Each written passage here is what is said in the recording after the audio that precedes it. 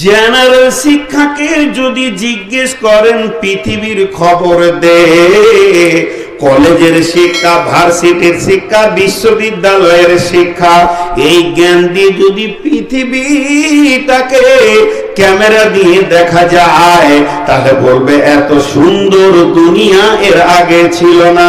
আমার বাপ পায়নি, আমার দাদু পায়নি, তার বাপ পায়নি, তার দাদু পায়নি, উটের যুগের লোক পায়নি।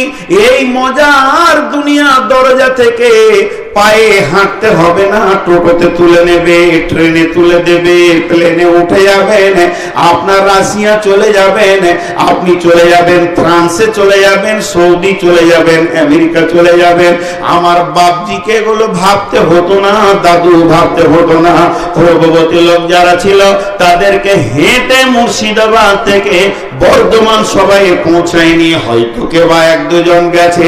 এদের কাছে পৃথিবী কত সুন্দর, পৃথিবী তুমি সুন্দর, কিন্তু ওই দুনিয়াবি শিক্ষাটাকে রেখে দেন আর কোরআনের চোখ দিয়ে একবার পৃথিবীটাকে দেখেন। এক্সরে ক্লিনিক বলে দিচ্ছে কিয়ামত আর বেশি দেরি নাই। পৃথিবীকে পছন্দ ধরেছে, পৃথিবীর হাড়ে ক্যান্সার হয়ে গেছে, পৃথিবীর মগজে ক্যান্সারের জীবাণুতে ধরেছে, পৃথিবীর পায়ের নখ থেকে মাথা পর্যন্ত পৃথিবী নামে ব্যক্তিটা জর্জরিত হয়ে গেছে।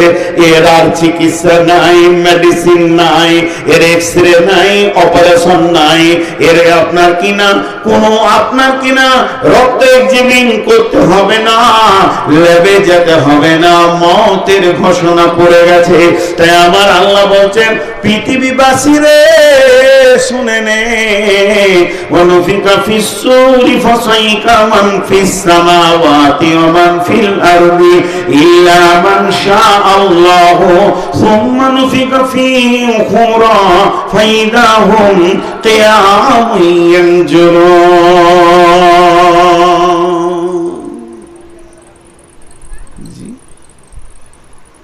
এমন অবস্থা হবে, সুর তিনটে ফোঁকা হবে। প্রথম সুরে পৃথিবী ধ্বংস হবে, দ্বিতীয় সুরে কবর থেকে উঠবে, তৃতীয় সুরে হিসাব শুরু হবে। কিন্তু কোরআন বলছে সুর দুইটা ফোঁকা হবে। প্রথম সুরে কবর থেকে উঠবে, আর প্রথম সুরে পৃথিবী ধ্বংস হবে, দ্বিতীয় সুরে কবর থেকে উঠেই হিসাব শুরু হবে। পৃথিবীতে যত আছে মানুষ সব মরে যাবে। পৃথিবীটা জিরো জিরো জিরো শূন্য হয়ে থাকবে 40 বছর। 40 বছর কেউ বেঁচে থাকবে না, পশু পাখি থাকবে না, গাছপালা থাকবে না, কুল্লু মান আলাইহা ফান, সব চলে যাবে, শুধু একজনই থাকবেন, ওয়ায়াবকা ওয়াজহু রাব্বিকা যুল জালালি ওয়াল ইকরাম, উনি থাকবেন। এরপরে যখন দ্বিতীয় সুর ফোঁকা হবে, ফাইদা হুম কিয়ামুন ইয়ানজুরুন। এটা বলা হয়েছে বিশ্ববাসীর জন্য, সকলে উঠবে, চারিদিকে তাকাবে। খাতনা করা নাই, পায়ে জুতো নাই, পোশাক নাই, নাই আত্মীয়তার বন্ধন, নাই বাড়িঘর, শহর অট্টালিকা, গ্রামগঞ্জ, পোস্ট অফিস ঠিকানা, নাই জেলা রাজ্য, নাই বাংলাদেশ পাকিস্তান। সমস্ত মানুষ যেন পতঙ্গের মতো উড়বে। যেমন গর্ত থেকে পিপলিকা পাখা হলে মেঘলা বাদলের দিনে পুরপুর পুরপুর করে বের হতে থাকে।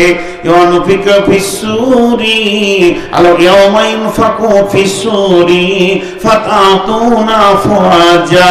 চক্করনগর থেকে উঠবে, কুচবিহার থেকে উঠবে, হোসেননগর থেকে উঠবে, ডাঙ্গাপাড়া থেকে উঠবে, উঠবে উঠবে উঠবে, এইভাবে সব উঠবে। তুফিডাঙ্গা থেকে উঠবে, দল দল সব হাজির হবে। কিন্তু কিয়ামতের ময়দানে যিনি প্রথম উঠবেন, সমস্ত মানুষের ভিতরে যিনি 1 নম্বর উঠবেন, যিনাকে প্রথম কাপড় পরানো হবে, তিনি হচ্ছেন নবী মুহাম্মদুর রাসূলুল্লাহ সাল্লাল্লাহু আলাইহি ওয়াসাল্লাম। তিনি কি দেখবেন? আরশের পায়া ধরে একজন নবী দাঁড়িয়ে আছেন, তিনি হলেন নবী মূসা। এর জন্য আল্লাহ তাআলা বলেছেন, ইল্লা মান শাআল্লাহ, সবাই বেহুশ হবে, কিন্তু আল্লাহ যাকে চাইবে। আল্লাহ যাকে চাইবে বলতে গিয়ে বিভিন্ন তাফসীর এসেছে। কেউ বলছে আরশের 8 ফেরেশতা, কেউ বলছে খাস 4 ফেরেশতা, কেউ বলেছেন নবী মূসা, বিভিন্ন রকম বলা হয়েছে। এর মধ্যে বিশ্বস্ত সূত্রে নবী মূসার কথা বেশি বলেছেন। আল্লাহর নবী বলবেন, ও নবী মূসা, তুমি কি আমার আগে হুঁশ পেয়েছো? এ নবী মূসা, তুমি কি আমার আগে হুঁশ পেয়েছো? নবী মূসা বলবে, ও আখেরি নবী, নবী মুহাম্মদুর রাসূলুল্লাহ সাল্লাল্লাহু আলাইহি ওয়াসাল্লাম, আমি আগে হুঁশ পেয়েছি এটা নয়, বরং আমি হুঁশই ছিলাম, বেহুশ তো আমি হইনি।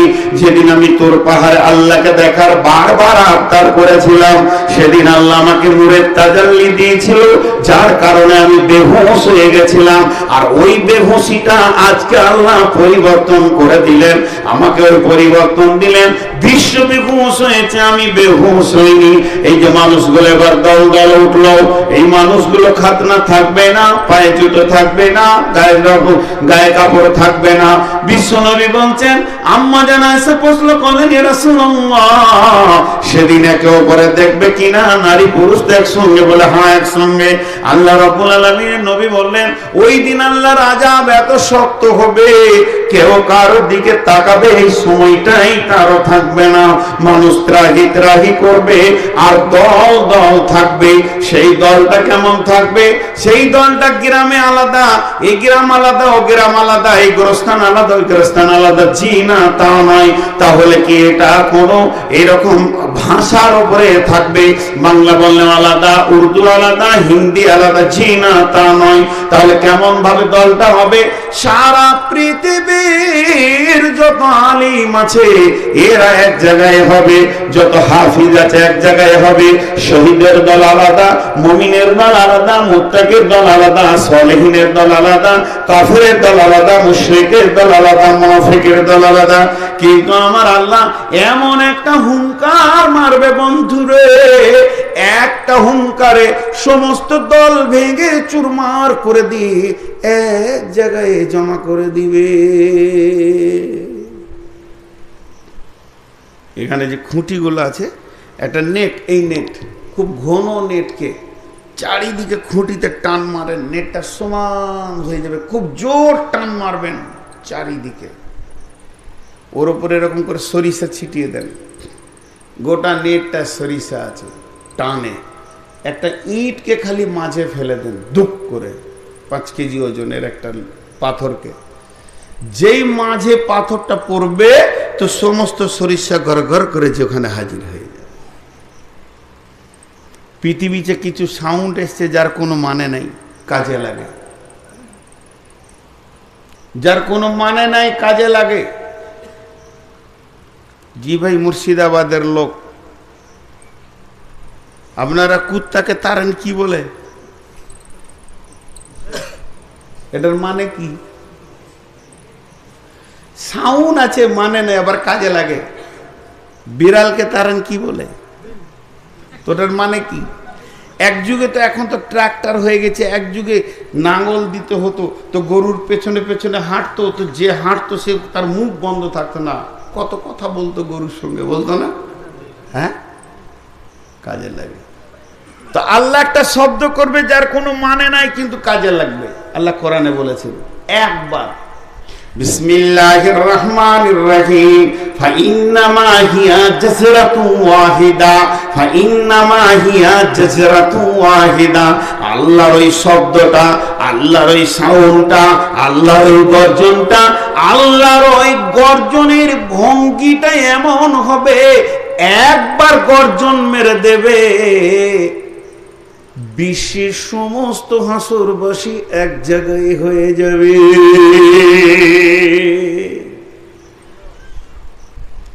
এক জায়গায় হয়ে যাবে, সিটে একজন থাকবে না বাইরে। এর জন্য আল্লাহ বলছেন, হাল আতাকা হাদিসুল গাসিয়া উজুহু ইয়াওমাইদিন খাসিয়া উজুহু ইয়াওমাইদিন নাঈমা। নবী হে, তোমার কাছে কিসে আচ্ছন্নকারী দিনের খবর পৌঁছায়নি, যার একটা সহজ মানে ধরেলেন, এক হুঙ্কারে পৃথিবীর সমস্ত মানুষকে গ্রেফতার করে ফেলবেন আল্লাহ, এক জায়গায় তাদেরকে আবদ্ধতা করে ফেলবেন। আর যখনই ঘিরে ফেলবেন তো মানুষের ভিতরে দুইটি বিভাগ হয়ে যাবে, উজুহু ইয়াওমাইদিন খাসিয়া উজুহু ইয়াওমাইদিন নাঈমা।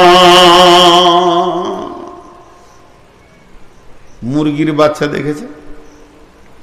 এরা মুরগির বাচ্চা দেখেনি গো জি, পানি খায়।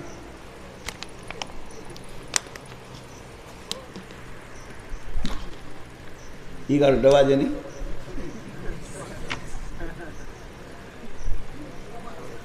আর 1 মিনিট বলছে। মাশাআল্লাহ, না আরো আগে ছাড়ো। তো মুরগির বাচ্চা 20টা বাচ্চা ঘুরে বেড়াচ্ছে, কিচকিচ করে ঘুরে বেড়াচ্ছে। ওটা কি বলে এরকম করে মারে? ওটা টপা, খালা টপা ধরে আছে এক হাতে, গ্রেফতার করবে।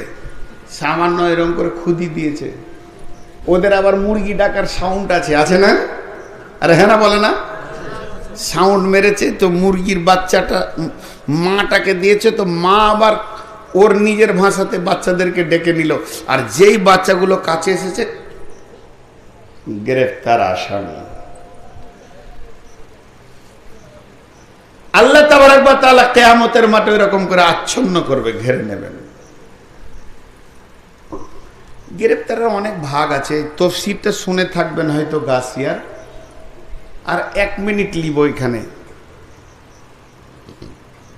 আমাকে দড়ি দিয়ে বাঁধলেও বাঁধা হবে, শিকল দিয়ে বাঁধলেও বাঁধা হবে, ঘরের ভিতরে ভরে তালা মেরে দিল ওটা বাঁধা। দড়ি দিলেন না, শিকল দিলেন না, রশি দিলেন না, লাইলন দিলেন না, বাঁধলেন না, ঘরও ভরলেন না, তালাও মারলেন না, এখানে দাঁড় করিয়ে দিলেন আর একটা পিস্তল ধরলেন, হিলবিতে মেরে দিব, এটাও বাঁধা। ফাঁকা ময়দানে এটাও বাঁধা, যে হিলবি তো বাস। তো বাঁধার যতগুলো নিয়ম আছে, আল্লাহর বন্ধনটা হবে হুকুমের বাঁধন, হিলবেই না, বাস হয়ে গেছে, আর হিলার ক্ষমতা নেই। তো আল্লাহ তাবারক ওয়া তাআলা সবগুলি যখন এক জায়গায় হয়ে যাবে, তখন আল্লাহ একটা আওয়াজ মারবেন হাসরবাসীদের উদ্দেশ্যে। কি বলবেন? বিসমিল্লাহির রহমানির রহিম। ওয়ামতাজু ইয়াওমা আইয়ুহাল মুজরিমুন। হে বেঈমানের দলেরা, যারা আমাকে অস্বীকার করেছ, যারা শয়তানের চক্রান্তে দুনিয়া করেছ, সেই বেঈমানের দলেরা শুনে নাও, আজকের দিনে তোমরা ঈমানদারদের কাছ থেকে বের হয়ে যাও, ঈমানদারদের ভিতরে তোমাদেরকে রাখা যাবে না। এই হুকুমটা যখন এসে যাবে, মা বোনেরা খোলাতে আপনার বালু দিয়ে গরম করে যে ভুট্টাটা দিত, 2 বার নাড়তে নাড়তে ভুট্টা ধুম করে ফেটে বাইরে পড়ে যেত, ঠিক ওই রকম বেঈমানেরা ঈমানদারদের ভিতর থেকে গিয়ে ছিটকে দূরে পড়বে। মা আমার, বোন আমার, খালা আমার, সেদিন আর ঈমানদার বেঈমান একসঙ্গে গোলতাল মিলিয়ে থাকতে পারবে না। জি,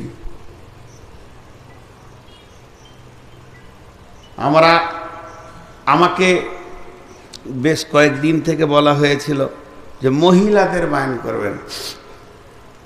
আমি রেডিও ছিলাম, প্রোগ্রাম সাজিয়েও ছিলাম যে মেয়েদের বায়ান করব, কিন্তু মা বোনেরা মাফ করে দেন, আবার সামনে বছর আপনারা দাওয়াত করবেন, সেদিন করব। আজ করলাম না কেন, মানে আমার আগের বক্তা তো মহিলাদের বায়ান যথেষ্ট করে দিল, আবার আমি যদি বলি তা বলবে এই মৌলবীদের মাথা খারাপ হয়ে গেছে, খালি মেয়ে মেয়ে করে বকেই বলল। একই বায়ান দুই বক্তা করবে, এটা হয় না।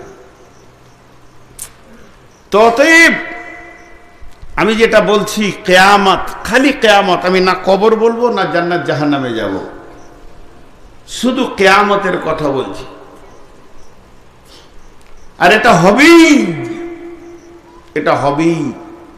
হাক্কা আল হাক্কা মাল হাক্কা ওমা আদরাকা মাল হাক্কা। বাংলায় রেগে গেলে কি বলে, তোকে বুঝিয়ে দু একদিন কোনটা ঠিক।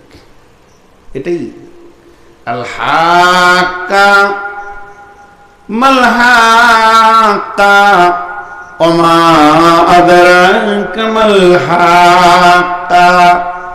সেটা হক, সেটা হক, কে বুঝালো তোমাকে সেটা কি, সেটা হক। আর একটু বাংলাটা সাজিয়ে নেওয়া যায়, সেটা হবেই, সেটা হবেই, সেটা ঘটবেই, সেটা ঘটবেই, সেটা মিথ্যা নয়, সেটা সত্য, সেটা সত্য, সেটা সত্য। সেই সত্যটা কি সত্য, কে তোমাকে বোঝালো?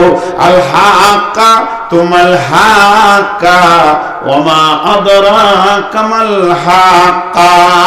কিয়ামত হবেই হবে, কিয়ামত হবেই হবে, আপনি বললেও হবে, আপনি না বললেও হবে।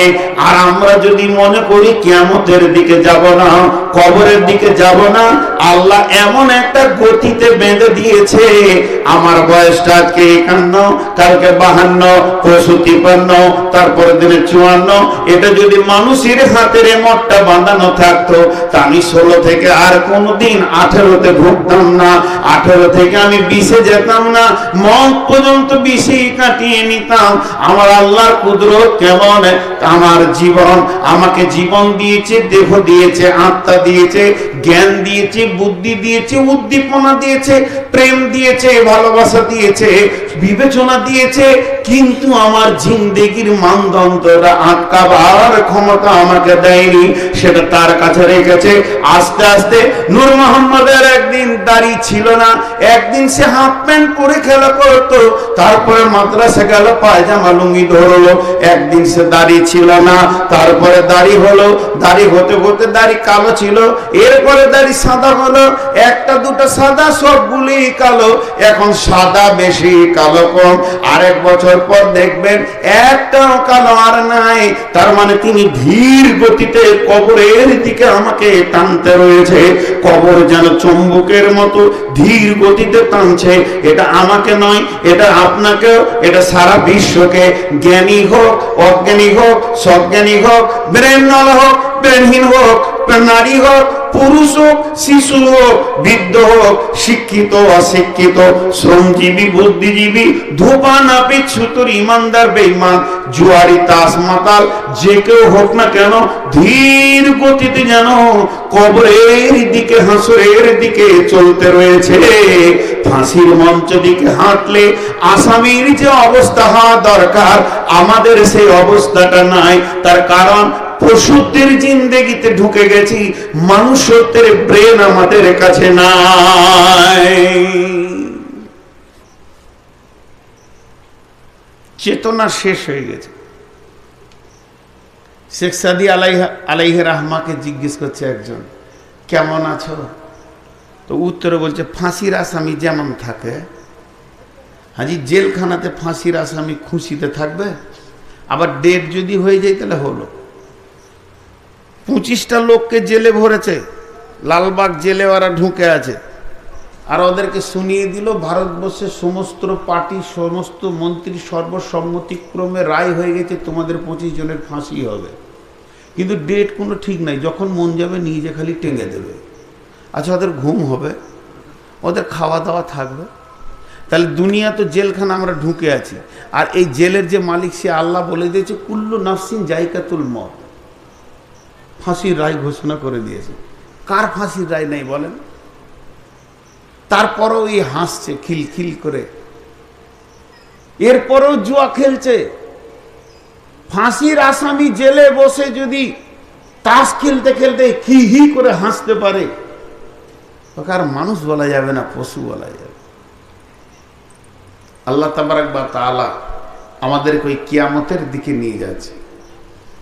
বাড়ি ঘর ভেঙে চুরমার হয়ে যাবে, কেউ কারো সেদিন সাহায্য করবে না।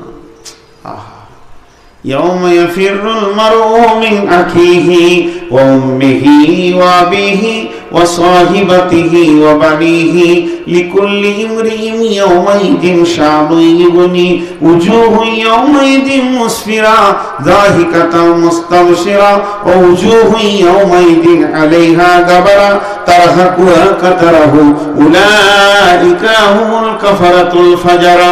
সেই দিনটা এমন দিন, একজন আর একজনের কাছে ঘুরবে, মা পরিচয় দেবে না, ভাই পরিচয় দেবে না, আব্বা দেবে না, প্রেমিকা বিবি দেবে না, স্বামী দেবে না। ঘুরতে ঘুরতে ক্লান্ত শ্রান্ত হয়ে যাবে, কোথাও কোনো পরিচয় পাবে না। সেদিন কিছু চেহারা এমন হবে, তাদের প্রস্ফুটিত থাকবে, উজ্জ্বল বর্ণ হয়ে থাকবে ওই গ্রেফতারের ভিতরে। আবার কিছু এমন থাকবে, তাদের মুখ নেমে যাবে, কলুষিত হয়ে যাবে। এরাই কাফের মুশরিক হয়ে জাহান্নামের দিকে দৌড়বে।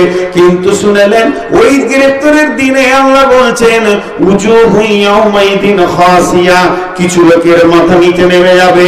আল্লাহ তাবারক ওয়া তাআলা সূরা আল ইমরানের ভিতরে বলছেন ইয়াউমা তাবিয়াজ্জু উজুহু ওয়া তাসওয়াদ্দু উজুহু ফাআম্মাল্লাযীনা আসওয়াদ্দাত উজুহুহুম আকাফারাতুম বা'দা ঈমানিকুম ফাযুকুল আযাবা বিমা কুনতুম তাকফুরুন ওয়া ফাআম্মাল্লাযীনা আসওয়াদ্দাত উজুহুহুম ফাফি রাহমাতিল্লাহি হুম ফিহা খালিদুন।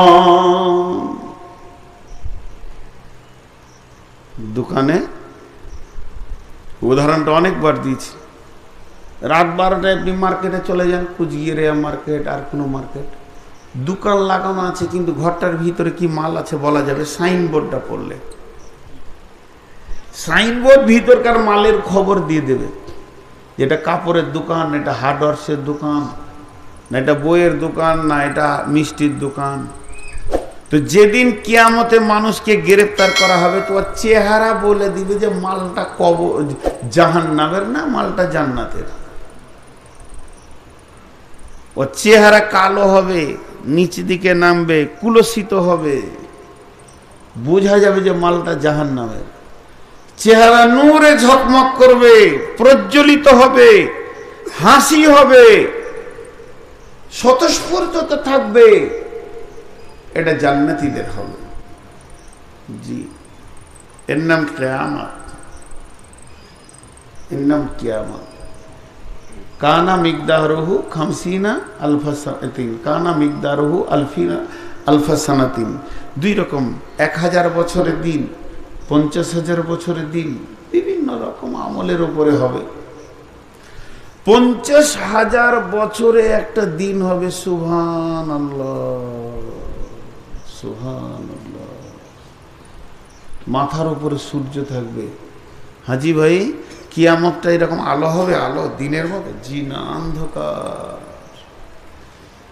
সূর্যের আলো সেদিন কোনো কাজের আলো নয়, বরং প্রখরতাটা থাকবে, তার উষ্ণতা থাকবে, ধাও শক্তি থাকবে, জ্বালানি শক্তি থাকবে, কিন্তু তার আলোকে কেড়ে নেওয়া হবে, নূরকে কেড়ে নেওয়া হবে। যখন সূর্য বিক্ষিপ্ত হয়ে পড়বে, ইজা শামসু কুব্বিরাত, তখনই তার আলোকে মুছে দেয়া হবে। কিয়ামতের মাঠটা এত গরম যে ঘামে ভাসবে লোক, কিন্তু কেউ কাউকে দেখতে পাবে না, অন্ধকার। সূরা হাদীদে বলছেন আল্লাহ, অন্ধকার। বিসমিল্লাহির রহমানির রহিম। يوم ترى المؤمنين والمؤمنات يسعى نورهم بين أيديهم وبأيمانهم بشراكم اليوم جنات تجري من تحتها الأنهار خالدين فيها ذلك هو الفوز العظيم يوم يقول المنافقون والمنافقات للذين آمنوا انظرنا نقتبس من نوركم قيل ارجعوا وراءكم فالتمسوا نورا فضرب بينهم بسور له باب باطنه فيه رحمة وظاهره من قبله العذاب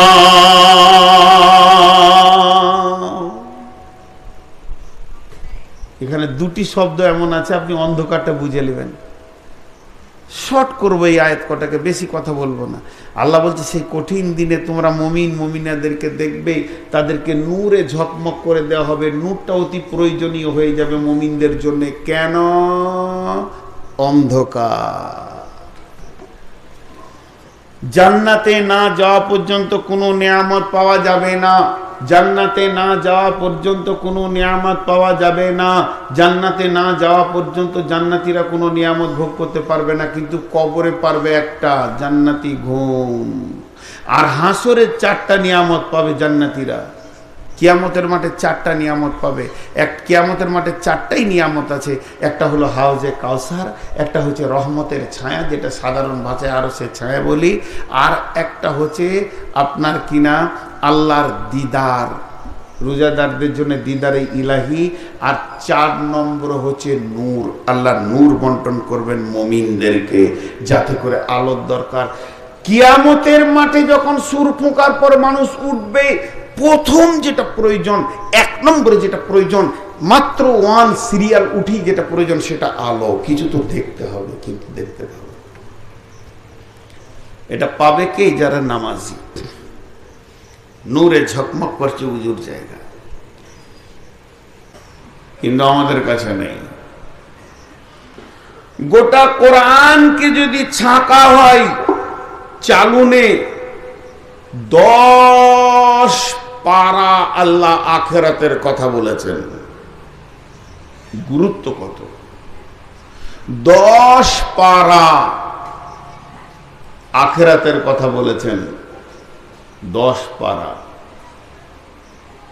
একটা কথা আল্লাহ রাসূল বলেছেন তুআল্লিমা লিগাইরি দ্বীন দ্বীন ব্যতিরেকে বেদিনী শিক্ষার প্রচার প্রসার বাড়বে চলছে এখন মানুষ গর্বিত যে সে তার সন্তানকে মিশনে দিতে পেরেছে আর যদি কারো সন্তান মাদ্রাসায় পড়ে লজ্জিত বলে না সমাজে যে আমার ছেলেটা মাদ্রাসায় পড়ে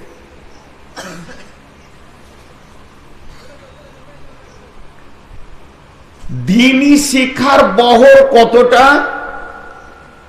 আপনার বয়স যখন 63-64 তখনই আপনাকে সরকার রিজেক্ট মারবে বেড়ে আর ক্লাস করতে হবে না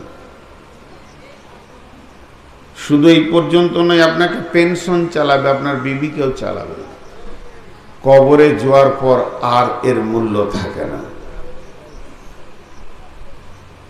স্কুলে কলেজে ভার্সিটিতে বিশ্ববিদ্যালয়ে যে শিক্ষাটা হয় টোটাল এর নাম দিয়ে চলে গেছেন মুরব্বীরা কি শিক্ষা জেনারেল শিক্ষা কি শিক্ষা বলেন জেনারেল সবাই বলেন একবার মজাটা পাবেন খুব আখের রসের মতো মজা পাবেন শিক্ষাটার নাম কি জেনারেল জেনারেল মানে সাধারণ ট্রেনের বগিতে জেনারেল বগি আর রিজার্ভেশন বগির যা পার্থক্য এটা হলো সাধারণ শিক্ষা আর এটা হলো অসাধারণ শিক্ষা পরকালের খবর ভরপুর করে দিয়েছে তাহলে জেনারেলে যদি আপনার টিকিট থাকে আর রিজার্ভেশনে এসি 2 টায়ারে থাকে তা আপনি কত পার্থক্য অথচ জেনারেল বগিতেই ভিড় বেশি সব ছাগল ভেড়ার মতো ঢুকছে। অসাধারণ শিক্ষাতে কেউ যাচ্ছে না, এটা অসাধারণ শিক্ষা। এই শিক্ষাকে তুলনা করে শেষ করা যাবে না। আল্লাহ ভালো করুক। বোতলটা আমাকে দাও, আমি অনেকক্ষণ বোতলের দিকে তাকাইছি। পানি আমার দরকার, পানি রেখেছে ওই প্রান্তে, ওরা নিজের মোবাইল নিয়েই ব্যস্ত, তাহলে আমার আর খিদমত কখন?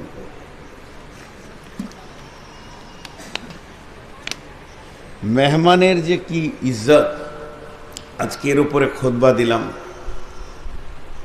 চলেন একবার সবাই পরকালে যায়, দুনিয়া ছেড়ে।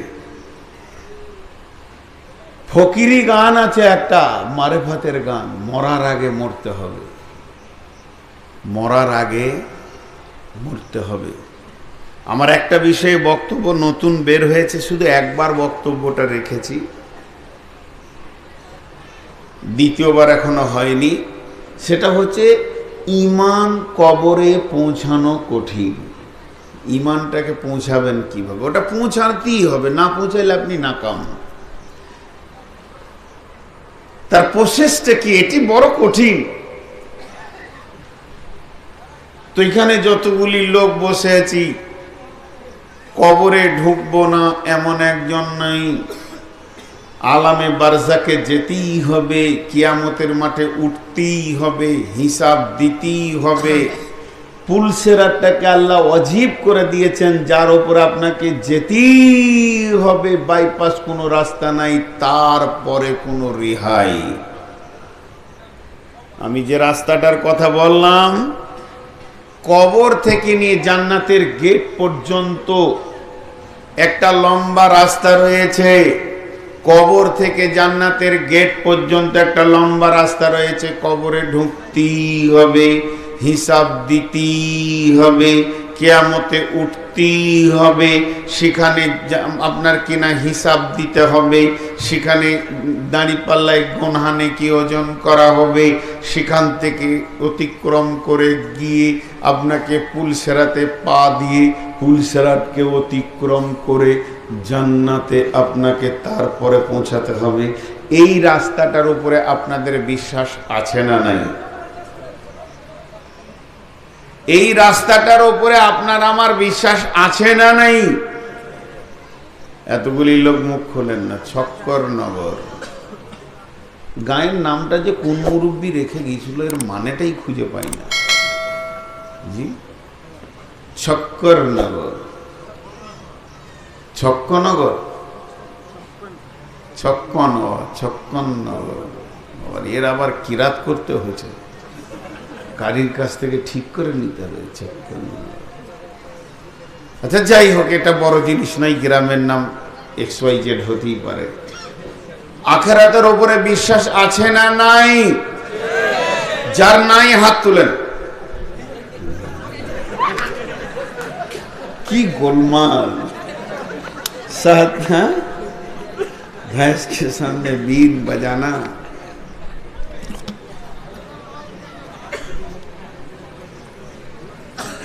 भाईरा मार,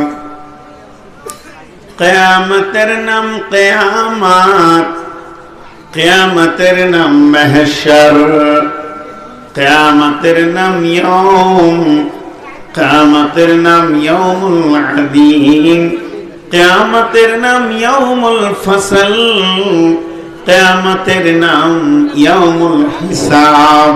क़यामत के बुझानो হয়েছে সাআলা দিয়ে, क़यामत के बुझानो হয়েছে কারিয়া দিয়ে, क़यामत के বুঝিয়েছেন আল্লাহ গাসিয়া দিয়ে। क़यामतेर নাম অনেকগুলি, এত একটা জিনিসের বিভিন্ন নাম। কিয়ামত মানে দাঁড়ানোর দিন, মাহশার মানে প্রলয়ের দিন, ইয়াউমুল হিসাব মানে সেটা হিসাবের দিন, ইয়াউমুল ফাসাল মানে পৃথক হয়ে যাওয়ার দিন, বন্ধন থাকবে না, গাসিয়া মানে গ্রেফতারের দিন, কারিয়া মানে আওয়াজ দিয়ে আসার দিন, সালা মানে প্রশ্নের অধীনস্থ দিন, হাক্কা মানে প্রকৃত বোঝানোর দিন। আল্লাহ তাবারাক ওয়া তাআলা কিয়ামতকে ইয়াউম বলেছেন মালিকি ইয়াউমিদ্দিন। এই মালিকি ইয়াউমিদ্দিন সেই কিয়ামতের দিনকে বোঝানো হয়েছে। ইয়াউমুল আযীম কোরআনের ভাষাতে বলা হয়েছে সেটা আশ্চর্য প্রতিফলিত দিন। এই দিনটাকে রব্বুল আলামিন আহকামুল হাকিমিন এত গুরুত্ব দিয়ে পাল্টে পাল্টে নাম রেখেছে যাতে করে তার বান্দাদের ব্রেনে এই দিনটার বিষয়ে গুরুত্বটা এসে যায়।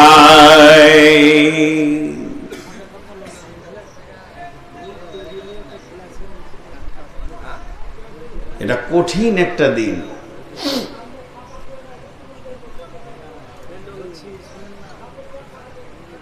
কি হয়েছে ওখানে? পেছনে বিয়ে বাড়ি আছে নাকি? আহা, ওরাও কষ্ট পাবে আজকে বিয়ের দিনে এত মাইকের চাপ। তো সেটাকে কিয়ামত বলা হয়েছে। কিয়ামতটা হবে কোথায়? 7টা আসমান আছে, 7টা জমিন আছে। কোথায় হবে? এই জমিনে। যে মাটিতে বসে আছেন এইটাই কিয়ামতের ময়দান হবে। আল্লাহ বানিয়ে নেবেন, আল্লাহ বানিয়ে নেবেন। কিভাবে বানাবেন? আপনাদের সামনে আমি আয়াত পড়েছি। এই মাটিটাই কিয়ামতের ময়দান হয়ে দাঁড়াবে।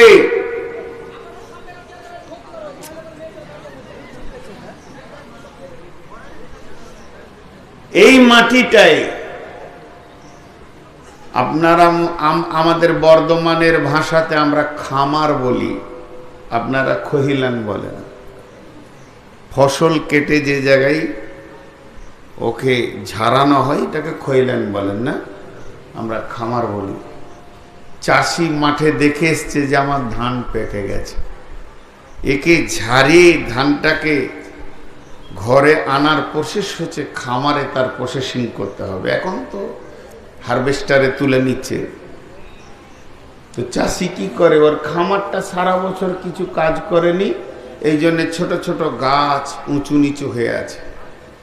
যেদিন ও চিন্তা করে জমির ধানকে, গমকে, জমির জওকে, ধনিয়াকে, জমিতে যা ফসল আছে আমি খয়লানে আনবো, ওটাকে লিভার লাগিয়ে দিয়ে কুদল দিয়ে চেঁচে গাছগুলিকে তুলে সুন্দর করে একটা ময়দান তৈরি করে।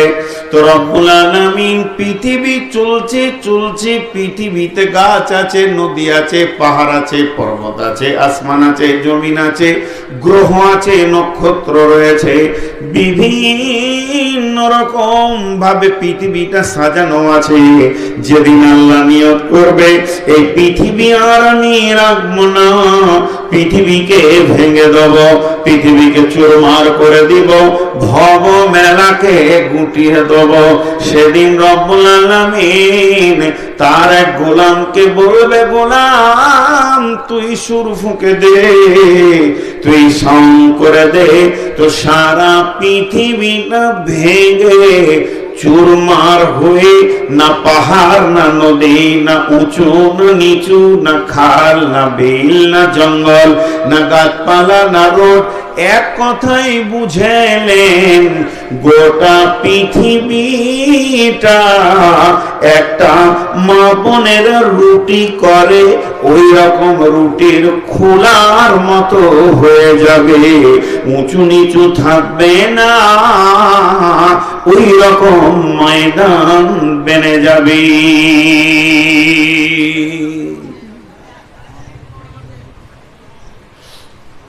কিভাবে বানবে?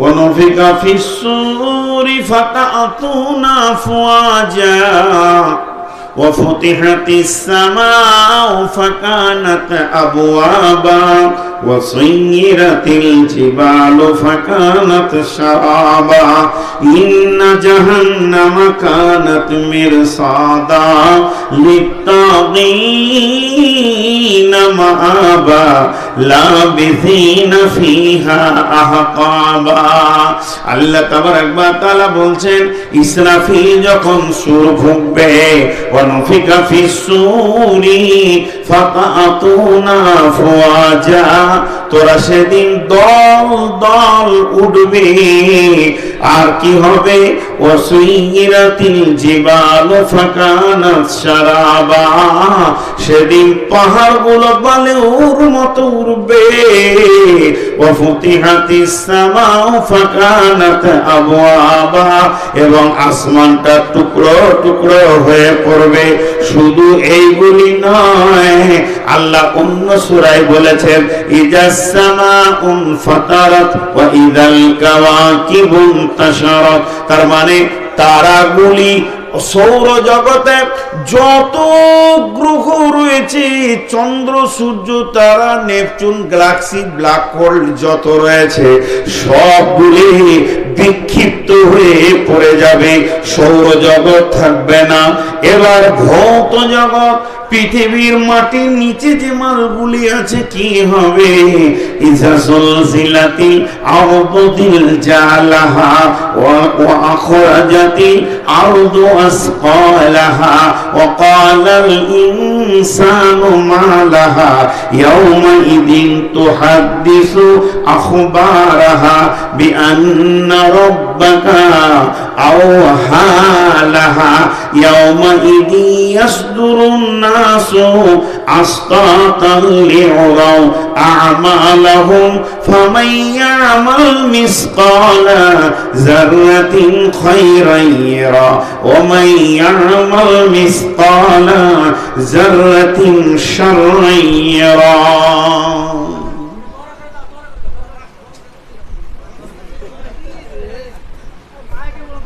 জি জি জি খিদমতে ব্যস্ত খেয়াল এইদিকে কম করছে আর কি ঠিকই আছে এই চেয়ারটি তাহলে এবার উঠতে হবে এইদিকে চলে আসতে হবে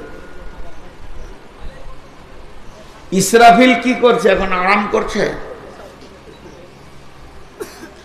ইসরাফিল কি এখন আরাম করছে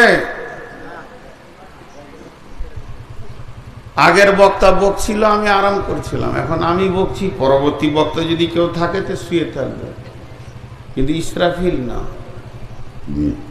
আরাম করেনি 2.5 মিনিট আর কত আরাম করবে পৃথিবী তো 2.5 মিনিট সৌরজগতের জন্য 2.5 মিনিট আর এই জগতের জন্য কোটি কোটি বছর পেরিয়ে যাচ্ছে ইসরাফিল কি অবস্থায় আছে মুফাসসিররা বলছেন যে ইসরাফিলের অবস্থানটা হচ্ছে ওর গোড়ালিটা পাছাটা গোড়ালির উপরে রাখা আছে হাঁটুটা মাটিতে আছে এরকম করে সিংহার ধরে আছে এই অবস্থায় আছে ইসরাফিল আর চোখ দুটি আল্লাহর দিকে আছে আল্লাহ খালি বলবে রেডি শুরু হয়ে যাবে ভাইরা আমার যখন আপনি কোনো জমি থেকে ফসল নিয়ে আসেন খামারে মেরে ঝেড়ে সরিষার দানাগুলোকে যখন দেন চালুনের উপরে রেখে এই রকম চালুনটা যখন হিলাতে শুরু করেন তখন কি হয় ছোট ছোট বালু কোনাগুলি নিচে পড়ে যায় আর যেগুলো যত মোটা সাইজের হবে সে তত উপর দিকে উঠবে তো পৃথিবীটা হলো মাটির যেদিন ইসরাফিল সুর ফুঁকবে আল্লাহ তাবারাক ওয়া তাআলা এই পৃথিবীর কম্পন শুরু করে দেবে ইদা জুলসিলাতিল আরদু জিলজালাহা বিশ্বনবী বলছেন সালাসাতা খুসুফিন খুসুফিল মাশরিকি খুসুফিল মাগরিবি খুসুফিল জাজিরাতিল আরাব তিনখানা ভূমিকম্প হবে একটা পূর্ব দিক থেকে গুড়গুড় গুড়গুড় করে পশ্চিম দিকে চলে যাবে, আর একটা পশ্চিম দিক থেকে ভূমিকম্প যেতে যেতে পূর্ব দিকে চলে যাবে, আর একটা যে কোনো আরব কান্ট্রি থেকে আরব কান্ট্রি সমুদ্র উপকূল ভূমি থেকে তৃতীয়টা শুরু হবে। এই যখন ইদাতুল জেলাতিল আরদিল জালাহা, পৃথিবী কম্পন করবে, মাটিগুলো ডাস্ট হয়ে নিচে দিকে যাবে, আর মাটি যখন নিচে দিকে যাবে, পৃথিবীর মাটির ভিতরে যত সম্পদ লোকানো আছে, সোনা আছে, রূপো আছে, চাঁদি আছে, হিরে আছে, মণিক্য আছে, লোহা আছে, তামা আছে, ইস্পাত আছে, সবগুলি ধীরে ধীরে উপর দিকে উঠবে। তখন মানুষ বলবে, জমিন রে তোমার কি হয়েছে? সেদিন জমিন প্রতি উত্তরে বলবে, যেহেতু জমিনকে ওহী করা হয়েছে, খবর দিয়া দিয়েছে, জমিন সমস্ত খবর মানুষকে শোনাবে। আর আমার আল্লাহ বলছেন, ওই দিনটা এমন একটি দিন রে, আমি আল্লাহ তোর জাররা, জাররা মানে সরিষা নয়, জাররা মানে অণু, পরমাণু বলা হয়েছে, ক্ষুদ্রতম তোমার নেকি হোক চাইব না হোক, সেদিন আয়নার মতো বহির প্রকাশ ঘটে যাবে। ওই দিনটা এমন দিন, আপনার আমার জীবনের শেষ অঙ্কটা দেখে নেওয়া যাবে। আমি কতটা কি করলাম, কতটা লস করলাম, কতটা লাভ করলাম। এই দিনের নামই হচ্ছে কিয়ামত। কিয়ামতে ওটা দেখাটা বড় কঠিন নয়, গুনাহ বেশি হয়ে যাওয়াটাও বড় কঠিন নয়। কিয়ামতের সব থেকে বড় কঠিন জিনিস যেটা, যদি নেকির কমি পড়ে যায় আর দ্বিতীয় চান্স পাওয়া যাবে না, যদি নেকিটা বানিয়ে নিয়ে সব পরিমাণটা করে নি, একটু আগিয়ে নি।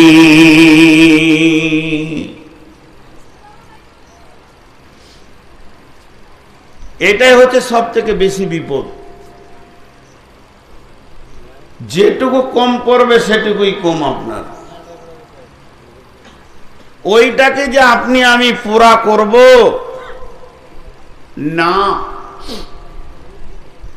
আমি আপনাদেরকে গল্প শোনাচ্ছি না, আল্লাহর কসম কোরআন থেকে বলছি, গল্প শোনাচ্ছি না।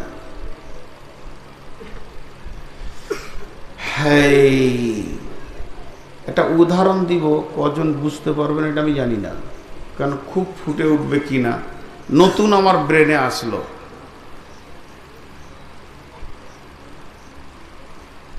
এই ধরেন একটা নদী পশ্চিম দিক থেকে পূর্ব দিকে যাচ্ছে,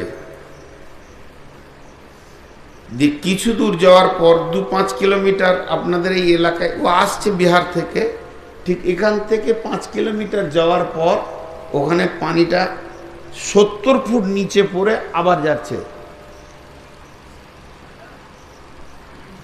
চলে আসছে নদীটা কিউল থেকে, গয়া থেকে। নর্মাল যেমন পানি বই, ঘন্টায় 20 কিলোমিটার হোক চাই 15 কিলোমিটার গতিতে আসছে। আসার পর আপনার গ্রাম থেকে 5 কিলোমিটার কি 3 কিলোমিটার যাওয়ার পর একদম পাহাড়ে যেমন পানি পড়ে ওইরকম 70 ফুট করে আবার নর্মাল যাচ্ছে। এখন আপনি আমি নৌকায় চেপে আসছি, আর আমাদের মাথায় ওই খবরটা আছে যে এক জায়গায় পানিটা 70 ফুট নিচে পড়বে। আমরা প্রতিনিয়তই খেয়াল করছি সেই জায়গাটা। কেন খেয়াল করছি? যে ওর থেকে 1 কিলোমিটার আগে আমরা নদীতে কিনারায় এসে নৌকাকে উঠিয়ে ওই জায়গাটা ক্রস করে আবার নামবো। ওই কঠিন জায়গাটা নিব না। এখন আমার প্রশ্ন যেটা, ওটা 50 কিলোমিটার নৌকায় চলে আসলাম, আছে মাত্র আর 1 কিলোমিটার, পানির গতিটা দ্রুত বাড়বে কিনা এটা বলেন। ওই জায়গায় পানির গতিটা খুব বেশি হবে কি হবে না? ঘন্টায় 20 কিলোমিটার গতিতে 50 কিলোমিটার এলাম, ওইখানে 20 কিলোমিটার থাকবে? ঘন্টায় দ্রুত গতি হবে।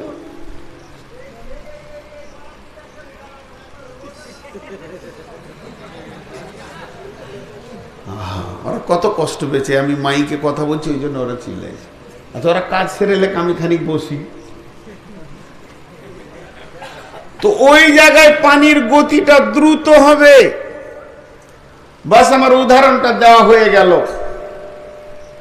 বিশ্বনবী বলছেন, যখন তুমি পৃথিবীতে নরমাল জীবন যাপন করছো, পৃথিবীতে তুমি নরমাল জীবন যাপন করছো, ছেলে বেটি বউ মেয়ে স্ত্রী বৌমা সমস্তকে নিয়ে সংসারের গতি তোমার চলছে।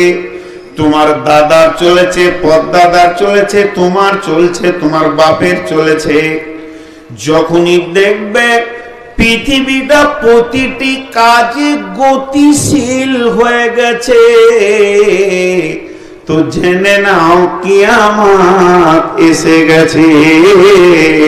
বিশ্বনবী বলছেন, পৃথিবী যত বেশি ব্যস্ত হবে অত কিয়ামত কাছে আসবে। বলেন গতিশীল হয়েছে কি হয়নি? আজকে নূর মোহাম্মদকে ফোনে ধরে লিছেন, এখানে যদি কোনো 50 বছরের মুরব্বী আছে ওকে জিজ্ঞেস করেন জালসা কি করে করেছিল, সেই মৌলবীর ঘর চলে গেছে, ওরা মুড়ি বেঁধে খুঁজে খুঁজে তাকে বলে এসছে। আর মৌলবী যেখানে পৌঁছাইছে রোডে কোনো খবর নেই।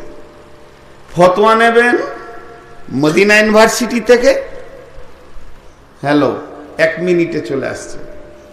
সব গতিশীল হয়েছে, জি সব গতিশীল হয়ে গেছে। আজকে মদিনা যেতে গেলে 6 ঘন্টায় আপনাকে দমদম থেকে কাবাতে পৌঁছিয়ে দেবে। এক যুগে মুরব্বীরা 3 মাস আগে বের হয়ে বোম্বাইয়ের ঘাটে পৌঁছিয়েছে। পৃথিবী গতিশীল হচ্ছে। এটাকে যদি 2 চোখে দেখতে চান, খালি একবার ভগবান গোলা যাবেন, দেখতে পাবেন কেমন গতিশীল। ওই দিক থেকে একটা ডাম্পার আসছে, এই দিক থেকে একটা ট্রাক যাচ্ছে, তো দুইজনকে সমন্বয় করছে যে কোন জায়গাটাতে আমরা আপোস করতে পারবো। কারণ আমারও 7 ফুট, ওরও 7.5 ফুট। তো দুইজন ড্রাইভার চোখে তীক্ষ্ণ তেমনি করে দেখছে। এই ড্রাইভার বুঝে নিল এই জায়গাটাই আমার ঠিক আছে, আমি একটু এদিকে দিব, ও তখন হালকা কাত হয়ে বেরিয়ে যাবে। এরা দুইজন ধীরে ধীরে গতিতে যাচ্ছে, ফরম করে 2টা মোটরসাইকেল গিয়ে ঢুকে গেল। দুজনাই খ্যাপা সেজে গেল।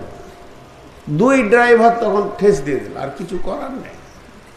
এখন এই মাস্তান পার হবে তারপরে। অথচ বিবেক দিয়ে জানে যে আমার এই সময় যাওয়াটা ওদেরকে ডিস্টার্ব করা, কিন্তু ওই বিবেকটা ওর তখন থাকে না। তখন কি থাকে? আমি আগে যাব, আমি আগে যাব, এটাই থাকে। আর টোটোওয়ালাদের কথা বললেন না, আল্লাহ ওদেরকে মাফ করুন। এরা যে কলজে জ্বালিয়ে রেখেছে, আল্লাহ আগে বিবেক মারে, তারপরে টোটো কেনার তৌফিক দেয়। ও রাস্তার মাঝেই যাবে। ওকে যদি একবার এয়ারপোর্টের দরজাটা খুলে দেওয়া হয়, তো দুবাইয়ের প্যাসেঞ্জার চাপিয়ে নেবে, নিশ্চিন্তে চাপিয়ে নেবে, বিড়ি টানবে। আর ওদেরকে বলবে তুই খালি বস, দেখ কি করি। তো পৃথিবীর দিকে একবার তাকালে আপনি বুঝতে পারবেন যে কিয়ামত অনেক কাছে এসছে। শুধু এইটা নয়, এটা নয়, আপনাদেরকে একটা সহজ উদাহরণ দিই। সহজ উদাহরণটা কি? ভগবান গোলা স্টেশনে আমার এক্ষুনি ট্রেন, আপনি আমাকে মোটর সাইকেল দেবেন, 2 ঘন্টা পর যার ট্রেন তাকে সাইকেল দেবেন, কাল সকালে যার ট্রেন ওকে বলবেন হেঁটে যান। মানে যার সময় বেশি তার যান্ত্রিক দুর্বল, যার সময় কম সে গতিশীল গাড়িতে যাবে। তো এই যুগে মানুষের হাতে মোবাইল, আমি জীবনে প্রথম ফ্যাক্স ক্লাক্স দেখেছিলাম তো মাথা খারাপ হয়ে গেছিল আমার। জীবনে প্রথম কম্পিউটারের আগে আমি ফ্যাক্স ক্লাক্স দেখেছি। আমার এক মামাতো ভাই, সে ঢাকাতে এক কোম্পানি অফিসে কাজ করতো এবং একটা স্কুল অর্গানাইজ করছিল। তো ওর অফিসে বসে আছে, তো ও ট্রান্সপোর্ট বিভাগে কিছু মাল পাঠালো, কুয়েত পাঠালো, সৌদি পাঠালো। তো কি কি মাল গেল সেই লিস্ট এটা ওর কাছে আনলো। ওটাকে আনার পরে এরকম করে সব কম্পিউটার করলো, কম্পিউটার করে একটা মেশিনে ভরে দিল, এমনি করে সুইচ টিপে দিল, kit kit kit kit kit kit করে শব্দ উঠলো 5 মিনিট, তারপরে ঠিক করে একটা সবুজ আলো জ্বলে গেল। আমাকে আমার ভাইটা বলছে, কি হলো বুঝলি? আমি কি বুঝবো, তুমি কি করছো, আমি কি বুঝবো? বলে এই সমস্ত মালের হিসাব সৌদি পৌঁছে গেল, এখান থেকে ওখানে পৌঁছে গেল। এটা এখন তো আরো আসান হয়ে গেছে হোয়াটসঅ্যাপে। তখন আমি অবাক, এত বড় লিস্ট চলে গেল। বলছে মাল পৌঁছানোর আগে কোম্পানি বুঝে নিয়েছে কি মাল আসছে। ভাইরা আমার, এত যন্ত্র কেন, এত মোবাইল কেন, আরো আধুনিকতা আসবে?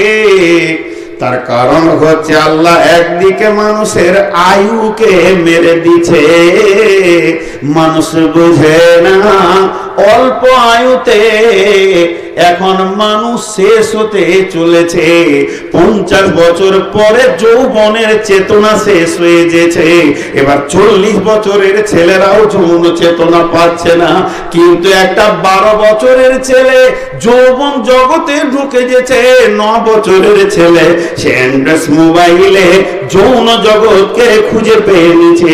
অতএব পৃথিবী সংকীর্ণতা অবলম্বন করেছে। কারো বাড়িতে যান, 3 বছরের বাচ্চাটা ইংলিশ বলছে, পুটপুট করে কথা বলছে, মুখস্থ বলছে, এই মানে ওর বুদ্ধি আছে এটা নয়। কারণ ওকে তো 20 বছরে ছেলের বাবা হয়ে 30 বছরে দাদু হবে, তারপরে দুনিয়া ছেড়ে দেবে। আয়ু কমে এসেছে, অ্যাডভান্স হতে চলেছে। এটা বুদ্ধির বহর নয়, বরং কিয়ামতের মেঘ মাথায় উঠে গেছে। কিয়ামত আর বেশি দিন নাই। পৃথিবীর চালচলন দেখে বোঝা যেছে এ পৃথিবী আর বেশি দিন থাকবে না।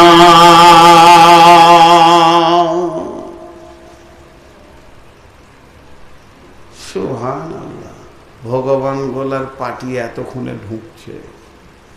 আল্লাহ কত ভালোবাসে গো, পানিতে তাও চলে এসছে। গতিশীল হচ্ছে, সংকীর্ণতা অবলম্বন করছে পৃথিবী।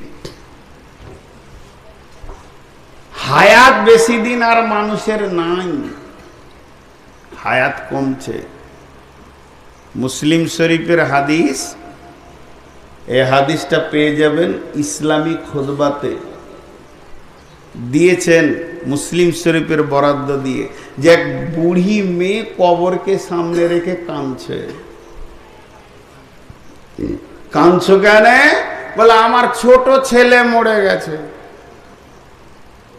কত বয়স? বেশি লয়, 450 বছর।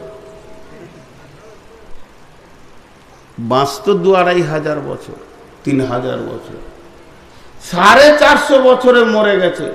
তো নবী মুসা বলছে, কাঁদিও না মা, আমরা নবী তো কিছু কিছু ভবিষ্যৎবাণীর জ্ঞান আল্লাহ আমাদেরকে দিয়েছে। তো আখিরি পয়গম্বর আসবে, ওর উম্মতের গড় আয়ু কিয়ামতের আগে 20 বছরে দাঁড়িয়ে যাবে। তোমার মাথা চোখ মাথায় উঠে গেছে। 20 বছর বিয়ে করবে না?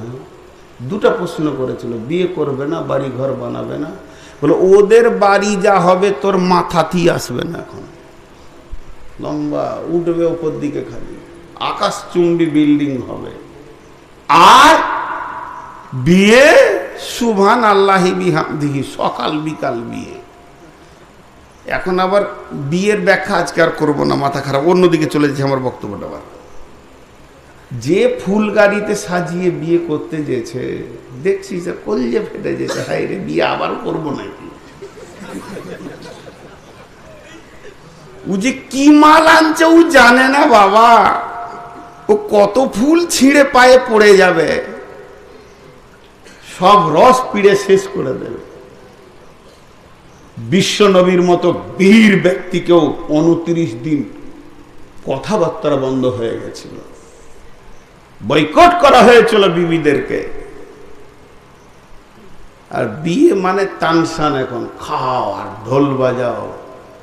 হ্যাঁ ভাইরা আমার, সহি বুখারীর হাদিস, আল্লাহর নবী বলছেন যেদিন কিয়ামতটা হবে, যেদিন কিয়ামতটা হবে, আজকে হচ্ছে শুক্রবার, আজকে জালসা হবে, আজকে জালসা হবে। আজকের সকালের সূর্য ওঠার পর ছক্কনগরের ছেলে মেয়ে কমিটি, অত্র এলাকার লোক জানে আজকে জালসা হবে, তো আজকে তরদর নাস্তা নিয়ে এসো, খাবার নিয়ে এসো, একটা প্রোগ্রাম শুরু হয়ে গেল। কিন্তু শুনেলেন যেদিন যেদিন কিয়ামত হবে রে, সেই দিন পৃথিবীর বুকে যতজন লোক বেঁচে থাকবে, বালেক বালেগা, যাদের জ্ঞান হয়ে গেছে এবং যারা শিশুদের ভিতরে জ্ঞান হয়ে গেছে, 100তে 100 জন সেই দিন ব্যস্ত হয়ে যাবে। বাচ্চারা স্কুলের দিকে দৌড়বে, মাস্টাররা ক্লাস নিতে দৌড়বে, এদিকে মার্কেটে দোকান খুলে দেওয়া হবে। বিশ্বনবী বলছেন সেদিন সমস্ত মানুষ নিজের কাজে এত ব্যস্ত হবে, কেউ কাউকে দেখার সময় রাখবে না। এর ভিতরে দোকানদার দোকানে গিয়ে বসবে, খরিদ্দার গিয়ে কাপড়ের দাম করবে। আল্লাহর নবী বলছেন কাপড়ের দামটা হয়েও যাবে, ই পকেটে হাত ভরে টাকা বের করবে আর ও মিটারে গুনবে, মিটারে 3 গজ গুনে দেওয়ার পর কাঁচিটা কাপড়ে লাগাবে, কাঁচিতে চাপ দেওয়ার আগে অনুফিকা ফিস সূরি ফাসাইকা মান ফিস সামাওয়াতি ওয়া মান ফিল আরদি, এমন সময় ইসরাফিল সূর ফুঁকে দিবে, মানুষ পেরেশান হয়ে যাবে, নফসি নফসি আওয়াজ শুরু হয়ে যাবে। অতএব পৃথিবীকে যত গতিশীল দেখবেন, যত ব্যস্ততা দেখবেন, জেনে নেবেন তত কিয়ামতের মেঘ মাথায় উঠে গেছে।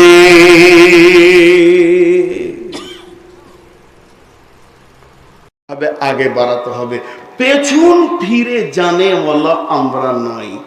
এরপরে একই খাম্বাতে বাঁধা আছে রসুলের চাচা আব্বাস, তখন ঈমান আনেনি, আর বাঁধা আছে রসুলের বড় জামাই আবু লাহাবের বেটা উতবা, দুজন এরকম বুকে হাত দিয়ে খেজুর গাছের পিলারের খাম্বাতে বেঁধে দিয়েছে। সারা রাত ওরা বাঁধা আছে। ফজরের সালাতের পর ওদের বিচার শুরু হলো। বিশ্বনবী সালাম ফিরলেন, সালাম ফেরার পর বলছে হ্যাঁ গো, তো একটা কথা বলছিলাম, ওদেরকে যা টাইট করে বাঁধা হয়েছে, সারা রাত বেচারারা বসতে পায়নি, তো একটা কাজ করলে হলো না, বাঁধানো বেলা একটু ঢিল ঢাল করে দাও, ওরা বসুক, আমাদেরই বংশের লোক, এরা ঈমান আনেনি, ভুল করে আল্লাহর বিরুদ্ধে তালোয়ার ধরতে গিয়ে জান দিয়েছে, কি করবে, খ্যাপাদের হুঁশ কম, তো একটু বাঁধনগুলো ঢিলা করে দাও। একজন সাহাবী বলেন ইচ্ছা করলে আপনি ছেড়ে দিতে পারেন, অসুবিধা কি আছে, কাকে জিজ্ঞেস করছেন আপনি? তা আল্লাহ রসুল তখন বলছেন না, কোনো কাজে একচ্ছত্র চলবে না, মিলেমিশে হুঁশ জ্ঞান করে কাজ করতে হবে। তো ওদের বাঁধনগুলো ঢিলা করে দিল, তোরা বসলো, বিচার শুরু হলো। কি করা যায় করেন, আরেকজন এই তুমি বলো, ওদের কি করা যায় তুমি বলো, তুমি বলো, যার যেমন গেল সে তাই বললে। হজরতে মিকদাদ রাদিয়াল্লাহু তাআলা আনহু আর হজরতে আব্দুর রহমান ইবনে আফ, এরা বলছে রাসূলুল্লাহ কাঠের লকড়ি জোগাড় করেন, জোগাড় করে সবটিকে ছান্দা বান্দা করে ওপরে চড়িয়ে দিয়ে আগুন ধরে পুড়িয়ে দেন, ওগুলোকে রাখার কোনো দরকার নেই, সালা নিশ্চিহ্ন করে দিতে হবে ওগুলোকে। কি ওগুলোকে ওদের সঙ্গে কি কি ভেজাল যাবো আমরা, এটা ও বললো। এবার একে জিজ্ঞেস করছে উমারকে, উমার জি লাব্বাইক, তোমার কি মত? হযরত উমর বলছেন রাসূলুল্লাহ আমাদের যতগুলো সাহাবী আছে সবারই হাতে তালোয়ার দিয়ে দেন, আর যে নিজের নিজের লোক আছে, যে যার ভাতিজা আছে, চাচা আছে, নিজের নিজের লোকের মাথা কেটে ফেলে দেয়। এদেরকে নিয়ে এত চিন্তা করার কি আছে? কোরআনের দুশ্মন, দিনের দুশ্মন, আল্লাহর দুশ্মন, এদেরকে নিয়ে এত ভাবার কি আছে? নিজের চাচা ইমান এনেছে, ও আর ভাতিজাকে কাটবে, ভাতিজা ইমান এনেছে নিজের চাচাকে কাটবে, সব কেটে ফেলে দেয়। এইরকম ঝাঁসরা করতে করতে আবু বাকারের পালা। আবু বাকার তুমি বলো এদের আজকে কি করা যায়, বিচারের পরিণতি কি করা যায়? আবু বাকার বলছেন, ইয়া রাসূলুল্লাহ, ইয়া হাবিবাল্লাহ, হতে পারে কোনোদিন এরাই আবার ঈমান আনবে, অতএব পোড়াতে হবে না, কেটে ফেলে দিতে হবে না, এদের গায়ে একটা লাঠিও মারতে হবে না, এদেরকে মালের ওপরে জরিমানা করে মুক্তিপণের চাপ দিয়ে কাবু করে দেয়া হোক। আল্লাহর নবী বললেন, ঠিক আছে, আমার ফয়সালা হচ্ছে, সকলের রায় শুনে নিলাম, আমি আখিরি নবী, শেষ বিচারের ফয়সালাটা দিচ্ছি, এদের কাছে মুক্তিপণ গ্রহণ করে নিয়ে এদেরকে ছেড়ে দেয়া হোক। যখনই এ কথা ফয়সালা হয়ে গেল, ফওরান জিবরাইল আমিন এসে আল্লাহ রাসূলকে বলছেন, ওয়াসসালাতু ওয়াসসালামু আলাইকা ইয়া রাসূলুল্লাহ, ও দয়ার নবী গো, আপনি সালাত ও সালাম নেবেন। আপনারা যে মসজিদে নববীতে বিচারে বসেছেন, এই বিচারটা স্বয়ং আল্লাহ আসমান থেকে দেখছেন এবং বিচারের রায়গুলো আল্লাহ শুনছেন। তো আপনারা মাশওয়ারা করে কাজ করেছেন, আপনি সকলের বুদ্ধি যুক্তি নিয়ে কাজ করেছেন এবং ফয়সালা দিয়ে দিয়েছেন। আমার রব আপনাদের উপরে রাজি হয়ে গেছে, এর উপরেই আমার আল্লাহ রাজি হয়ে গেছে, কোনো অসুবিধা নাই। তবে ও দয়ার নবী গো, যদি বলেন আল্লাহর মনে কি ছিল, আল্লাহ যেটা চাই সেটাই হবে, কিন্তু আল্লাহ চাননি, তবে মনের একটা আল্লাহর ভাষা ছিল। আল্লাহর মনের ভাষা হচ্ছে হযরতে উমর যেটা বলেছিলেন ওটাই আল্লাহ পছন্দ করেছিলেন। তবে আপনারা মাশওয়ারা করে নিয়েছেন, এর জন্য আল্লাহ আপনাদের উপরে রাজি হয়ে গেছে। মুক্তিপণের বিনিময়ে তাদেরকে বিদায় দেওয়া হলো। একটা তাফসীরে লিখেছে, সঙ্গে সঙ্গে জিবরাইল মারফতে নবীজিকে জানানো হলো, তোমরা 70 জনকে যেমন ছেড়ে দিয়েছ, তেমনি পরবর্তীতে তোমাদেরকে আরো 70 জনকে মাসুল দিতে হবে। এই বেঈমানদেরকে ছেড়ে দেওয়া, দুশমনকে ছেড়ে দেওয়া, তাদের হিম্মতের পাটা বাড়িয়ে দেওয়া। অতএব জেনে নাও ও দয়ার নবী গো, তোমরাও 70 জন দেওয়ার জন্য রেডি হয়ে যাও। এর জন্য বন্ধুরে মুফাসসিরিনরা লিখছেন, ওই পরবর্তী যুদ্ধটা ছিল ওহুদের দিনও মুসলমানদের 70 জন শহীদ হয়েছে, মাসুল দিতে হয়েছে। এই জন্য দুশমন ধরা পড়লে ওকে ছাড়ার রাস্তাটা কম করতে হবে। জি, 70 জনকে দিতে হয়েছে। তো সাহাবীদের কি কথা আমি বলতে যে কোন জায়গায় পৌঁছালাম, টোটাল বদরের চিত্রটাকে তুলে ধরার একটাই কারণ, তিনারা রাসূলকে বলেছিলেন, ঈমান এনেছি, পিছাবো না, জান দিব, ভয় করব না। ঈমান এনেছি, পিছাবো না, জান দিব, ভয় করব না। তো ইসলামপুর অত্র এলাকার লোক, আপনারা এখানে যতজনই বসে আছেন, সকলে ইসলামপুর মাদ্রাসা প্রিয় ব্যক্তি। মাদ্রাসা বানিয়েছি, পিছাবো না, জান দিব, মাদ্রাসাকে টিকিয়ে রাখবো, এরকম মন মানসিকতা তৈরি করতে হবে। আল্লাহ 5টা ডিউটি দিয়েছেন। আল্লাযীনা আমানু, প্রথমে তোমরা ঈমান আনো, ওয়া হাজারু, এবং তোমরা ঘর থেকে বের হয়ে যাও ওই ঈমানটা পৌঁছানোর জন্য, ওয়া জাহাদু ফি সাবিলিল্লাহ, আল্লাহর রাস্তায় তোমরা জিহাদ করো। হেড মৌলানা কোথায় গেল? এরা উঠছে কেন? জিহাদ করতে দিচ্ছে নাকি এখনই? কোথায় জিহাদ লাগলো? লোকের অভ্যাস খারাপ, উঠবি। আমি কটায় উঠেছি এখানে? হ্যাঁ, 10:30, 1 ঘন্টা হলো। তো ভাই, এবার যদি ওহুদ বলি, এবার আরো আজীব লাগবে, কিন্তু আমি ওদিকে আর আলোকপাত করছি না। খালি একটা জিনিস আপনাকে আমাকে মাথায় নিতে হবে, যে দিনকে আগে বাড়াতে হবে। জাহাদু ফি সাবিলিল্লাহ, তিনটে ডিউটি বলা হয়ে গেল। ঈমান আনো, ঘর ছাড়ো, আল্লাহর রাস্তায় দিনকে পৌঁছাও। কিভাবে পৌঁছাবে? কোন জিনিসের দ্বারা পৌঁছাবে? আমার কথাগুলো এইটার দ্বারা মাইকে পৌঁছাচ্ছে। এখানে নেগেটিভ পজিটিভ আছে, এখানে দিচ্ছে অ্যাম্পলিফায়ারকে, অ্যাম্পলিফায়ার দিচ্ছে আপনার ইউনিটকে, ইউনিট দিচ্ছে চংকে, এবার চং দিচ্ছে বিশাল সমাজকে। এইভাবে চলছে। তাহলে আমি আমার এইটা কেমনভাবে মানুষের দরজায় দরজায় পৌঁছাবো? দুইটি জিনিস লাগবে, নেগেটিভ পজিটিভ দুইটি না লাগলে এ মাল পৌঁছাবে না। সেটা হলো তুজাহিদুনা ফি সাবিলিল্লাহি বিআমওয়ালিহিম ওয়া আনফুসিহিম, নিজের জান এবং নিজের মাল এই দুটিকে সঙ্গে নিয়ে আল্লাহর রাস্তায় চলে যাও। দেখেন, আপনারা সবাই জানেন যে আমি কালেকশন 5 মিনিট করি। এখন কালেকশন করছি না, কিছু লোকের রোগ আছে, এই যে মাল বলে দিয়েছে রে, তাহলে কালেকশন হবে, চল যায়। ও একবার ফেরেশতার মতো বুঝে নিলে, মাল শব্দ ওর মুখ থেকে বেরোইল কেন বক্তার? তুই এটা বলতেই পাবি না, কসম করে চেয়ারে বস, তাহলে বয়ান শুনবো 2 ঘন্টা। মাল বলবি তা কেটে পড়বো।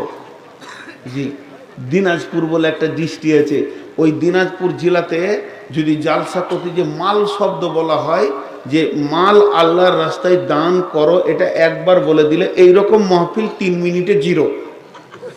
3 মিনিটে জিরো, আর মাছিও থাকবে না। হ্যাঁ, তাদের গায়ে খুঁজতে গেলেও পাওয়া যাবে না। আর ওরা 20 টাকা দান করে বলবে আমার, আমার বাপের, আমার দাদার, আমার খালুর, আমার 16 গোষ্ঠীর দোয়া কর। 20 টাকা, আবার সে মাদ্রাসার সেক্রেটারি। সুবহানাল্লাহ। তো বিভিন্ন রকম মানুষ আছে। তো আপনাদেরকে আমি বলছি, এখন আমি তফসির করছি। আল্লাহ বলছে তুমি তোমার জান লাও এবং তুমি তোমার মালকে লাও। জান আর মাল না নিলে কোনো কাজ হবে না। একটা ছোট্ট উদাহরণ, আপনি রাস্তায় যেতে যেতে যে গেটটা থেকে বের হয়েছেন, আর গেটটা থেকে যখনই বের হয়েছেন এইরকম একটা তার কাটা, মুখটা উপর দিকে করে আছে। এবার যে পা দিবে তার জীবনকে ফাটিয়ে দেবে, রক্ত বের করে দেবে, পা ফেটে যাবে, বিপদ হয়ে যাবে। কিংবা একটা কাঁচের টুকরো পড়ে আছে, তাহলে আপনি যদি ওকে জালসা শুরু করে দেন, তার কাটারে কাঁচরে সরে যাও, সরে যাও, মানুষের অসুবিধা হবে, ও জীবনেও সরবে না, ওই রকমই থেকে যাবে। তাহলে আপনাকে জালসা করতে হবে না 2 ঘন্টা 5 ঘন্টা বক্তা নিয়ে, শুধু সামান্য সময় দিতে হবে। সময়টা কত? মাত্র 30 সেকেন্ড কি 35-40 সেকেন্ড। এমনি করে আপনি ধরে নেবেন, তুলে নিয়ে গিয়ে একটা নিরাপত্তায় জায়গা ফেলে দেবেন, কাজ হয়ে যাবে। দিনকে যদি আগে বাড়াতে হয়, জলসা করে দিন আগে বাড়বেন না, বরং জলসা কেন করবেন?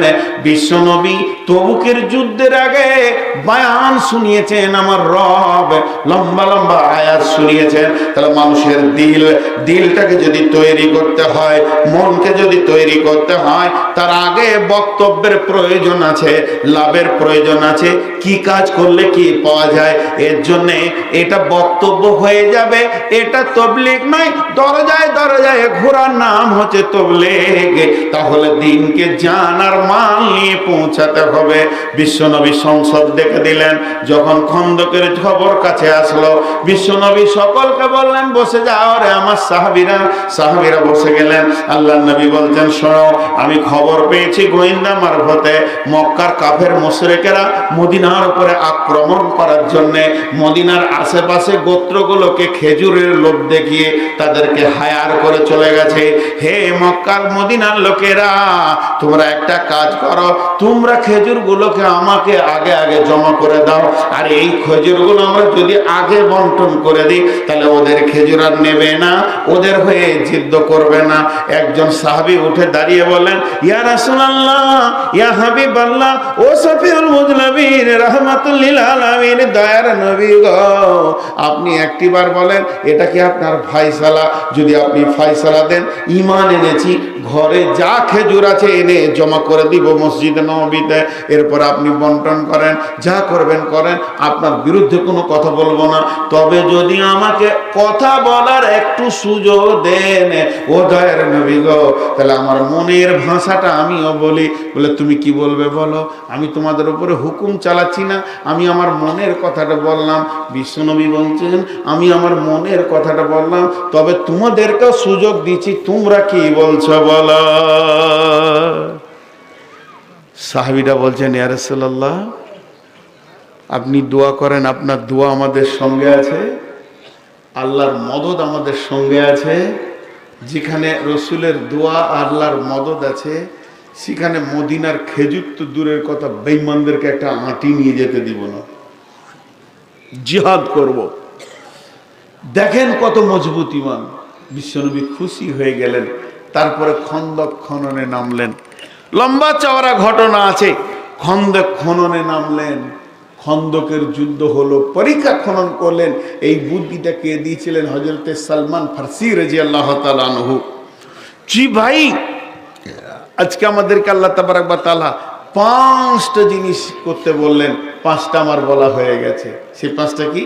আল্লাযীনা আমানু, তোমরা ঈমান আনো, ওয়া হাজারু, তোমরা ঘর ছেড়ে বের হও ঈমান আনার পর, ওয়া জাহাদু ফি সাবিলিল্লাহি, আল্লাহর রাস্তায় তোমরা বের হয়ে যাও দ্বীনকে বাঁচানোর জন্য, বিআমওয়ালিহিম ওয়া আনফুসিহিম, নিজের জান এবং নিজের মালকে নিয়ে। লাভ কি হবে? লাভ কি হবে? লাভ কি হবে? লাভ কি হবে?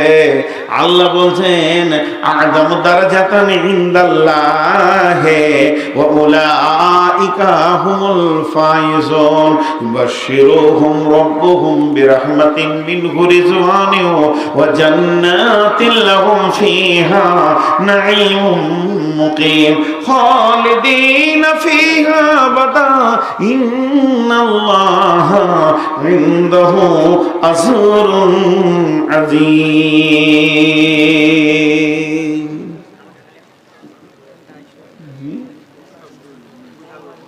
আপনারা একবার সবাই মুখ খুলেন।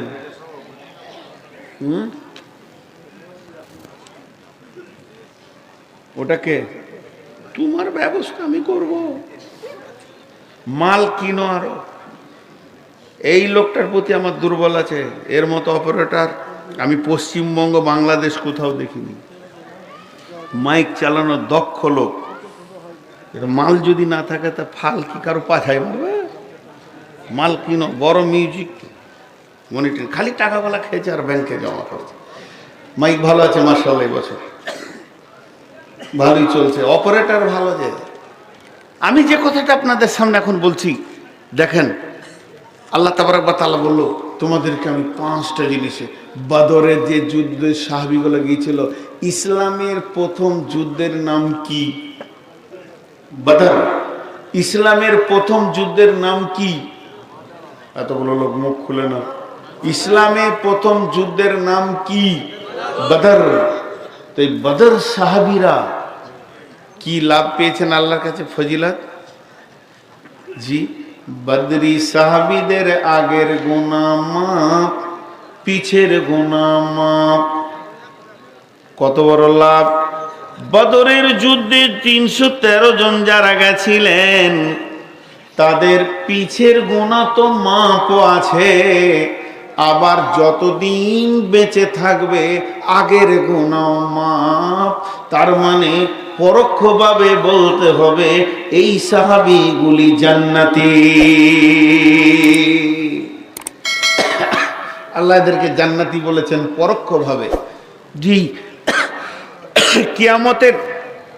কিয়ামত শেষ হয়ে গেলে 2টি জায়গা, একটার নাম জান্নাত, একটার নাম জাহান্নাম। যদি আমি কোনো লোকের জন্য বলি ওই লোক জাহান্নাম যাবে না, তার মানে কি? কোথায় যাবে? পরোক্ষভাবে বলে দেওয়া হচ্ছে ওই লোক জান্নাতি। তেমনি আল্লাহ রসুল বলছেন বদরি সাহাবীদের আগের গুনাহ মাফ, পিছের গুনাহ মাফ। তাহলে কত বড় তারা দামি কাজ করেছে, তাদের আগে পিছে গুনাহ মাফ হয়ে গেছে। একটা ঘটনা থেকে বুঝতে পারবেন। সেই ঘটনাটা কি? বিশ্বনবী মদিনা থেকে প্ল্যান করছে কেমন ভাবে মক্কাকে আক্রমণ করা যায়, মক্কার লোকেদেরকে, কাফেরকে, মুশরিককে শায়েস্তা করা যায়, কোন কোন পথে হাঁটলে, কোন কোন পদক্ষেপ নিলে। এই প্ল্যানটা বিশ্ব নবী করছেন মদিনায় বসে বসে। আর ওই সাহাবীদের ভিতরে একজন, সে গোপনে একটা চিঠি লিখছে মক্কার কাফেরদেরকে, এখানে কি কি প্ল্যান হয়েছে সেই খবরটা চিঠিতে লিখে মক্কায় পৌঁছে দিচ্ছে। তাহলে এটা কত বড় অন্যায় করছে। জি, এটা অন্যায় করছে কি করছে না? আমরা ভারতবর্ষের লোক, ভারতে মিলিটারি মেজরদের একটা আলোচনা চলছে যে পাকিস্তানকে কি করে আক্রমণ করব। এরই ভিতরে যদি একটা মেজর পাকিস্তানকে মেসেজ পাঠিয়ে দেয়, ওরে তোদের ওই ঘাঁটি থেকে আক্রমণ হবে, তাহলে ও দেশদ্রোহী কি দেশদ্রোহী নয়? ওকে তো গুলি করে মেরে দেওয়া দরকার, ওকে পোলে টেঙ্গে ফাঁসি দিয়ে মেরে দেওয়া দরকার।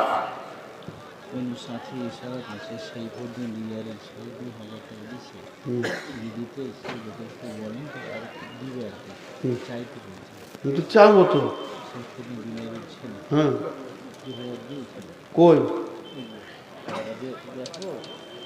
দাঁড়ান তো, আর 2 মিনিট সময় দেন।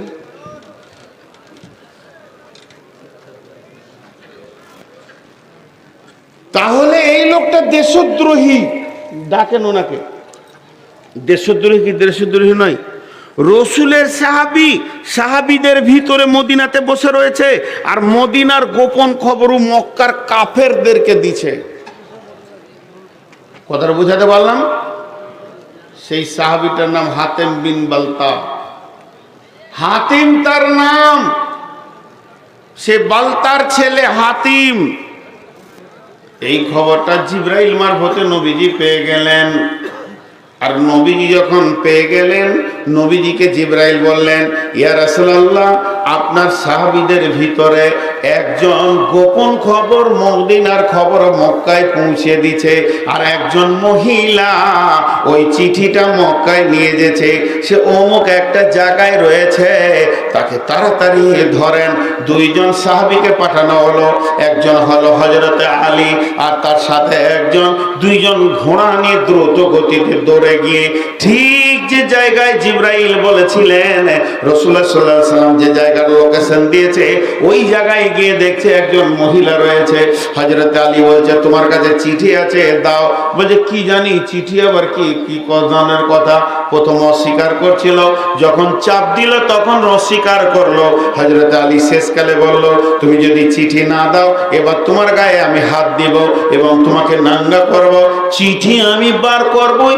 বিশ্ব নবী বলেছেন তোমার কাছে চিঠি আছে, এটা না হতে পারে না। তখন দেখলে উপায় নাই, আমাকে যদি কাপড়গুলো খুলে নাঙ্গা করে দেয়, বেজ্জতি হয়ে যাব।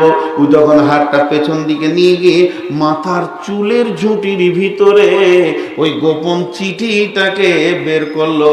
বের করে হযরতে আলীর হাতে দিয়ে দিল। হযরতে আলী চিঠিটা নিয়ে দ্রুত গতিতে ঘোড়াতে মদিনায় এলেন। মদিনায় আসার পর দেখছেন ওই চিঠিটাকে লিখেছে হাতেম বিন বালতা। সেই হাতেম তখনও পর্যন্ত রসুলের সাহাবীদের ভিতরে বসে আছে। চিঠিটা রসুলকে দেওয়া হলো, প্রকাশ হয়ে গেল কে চিঠি লিখেছে। সেই অপরাধী লোকটা বসে আছে।